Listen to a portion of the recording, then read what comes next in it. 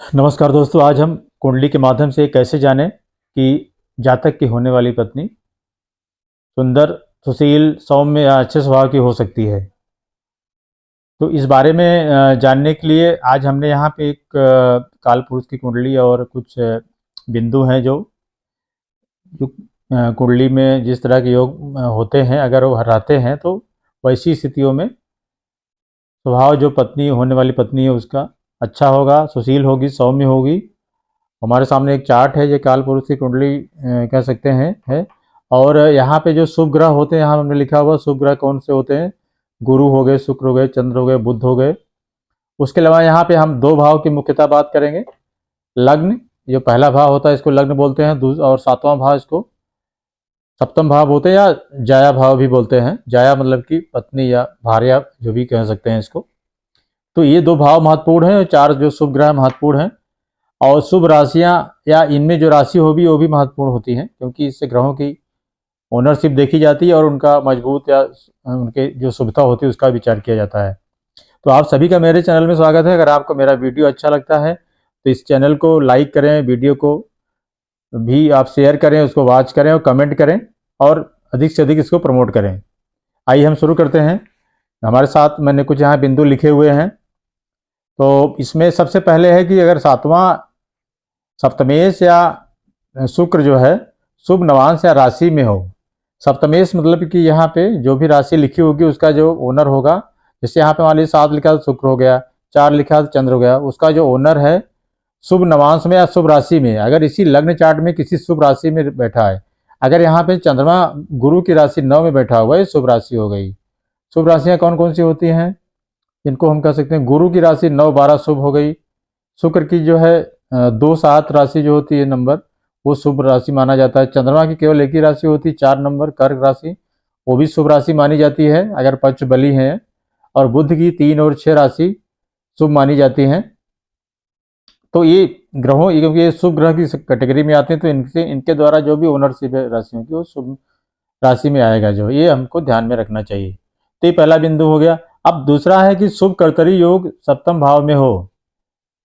तो शुभ कर्तरी योग क्या होता है, मतलब शुभ मतलब कर्तरी मतलब काटना। तो शुभ और पाप दो होते हैं, दो तरह के योग होते हैं, शुभ कर्तरी और पाप कर्तरी। उसके लिए हम लोग अलग से बात करेंगे कभी, लेकिन यहाँ पे एक मोटे तौर पे हम बता दें कि सातवां भाव है शुभ कर्तरी। अगर शुभ ग्रह दोनों तरफ होंगे, सातवें भाव के एक ग्रह एक तरफ नहीं दोनों तरफ होने चाहिए। तो शुभ ग्रह कौन कौन से हो गए, गुरु हो गए, शुक्र हो गए, चंद्र हो गए, बुध हो गए।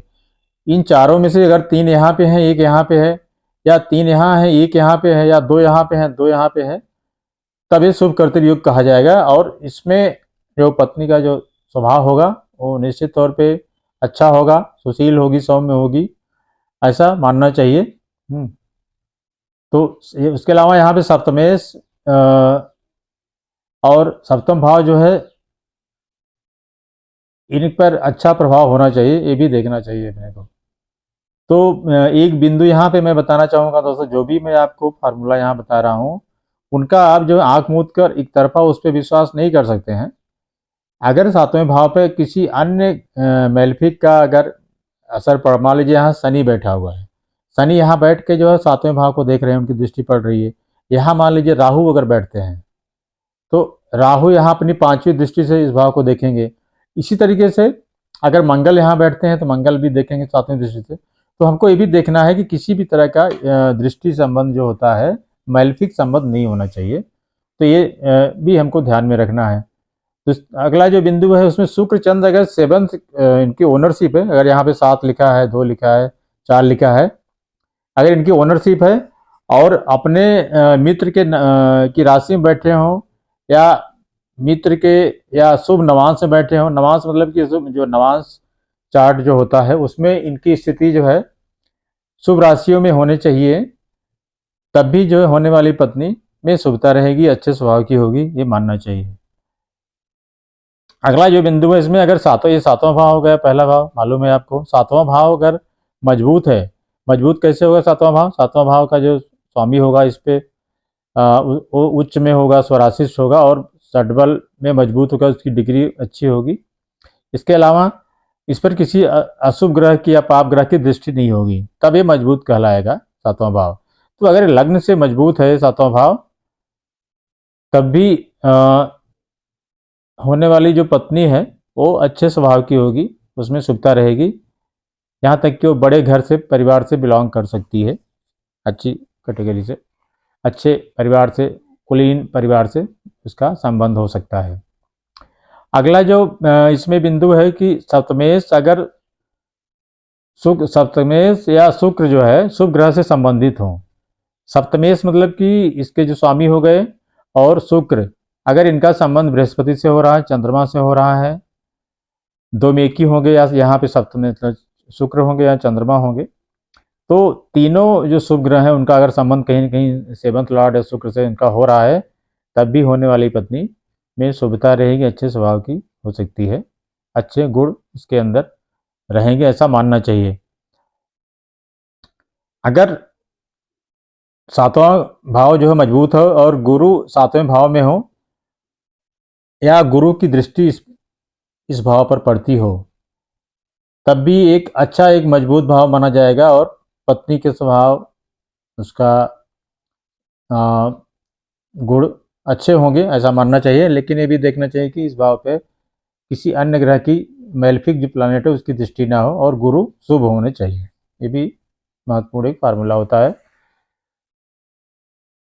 अगर अगला जो है बिंदु सप्तमेश जो है, सेवंथ लॉर्ड, एक ये 1, 2, 1, 4, 7 और 10 इनको केंद्र मानते हैं।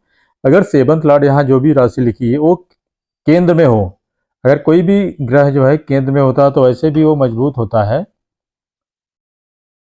और शुभ राशियों में हो या शुभ वर्गों में हो, वर्गों का मतलब कि D9 में वो अच्छे या मजबूत राशियों में स्थित हो, और उस पर ग्रहों का जो प्रभाव हो वो शुभ हो, तब भी होने वाली पत्नी अच्छे स्वभाव की होगी, ऐसा मानना चाहिए।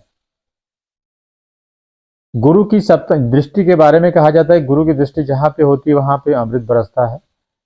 तो ये भी एक फार्मूला है कि गुरु की अगर सातवें भाव पे दृष्टि है और गुरु किसी भी तरीके से पीड़ित नहीं है, और सातवें भाव पर किसी भी अशुभ ग्रह या पाप ग्रह की दृष्टि नहीं है, तब भी ये भाव अगर इस अफ्लिक्शन से बचा हुआ है, तो मानना चाहिए कि होने वाली पत्नी सुशील, सौम्य और अच्छे गुण की होगी, ऐसा समझना चाहिए। ये इन सब चीज़ों के सूत्रों के अलावा हमको सबसे महत्वपूर्ण इस चीज़ से विचार करना चाहिए कि किसी भी जो फार्मूला यहाँ पे अगर हम आप लगाते हैं तो आंख मूंद के ना लगाएं उसको,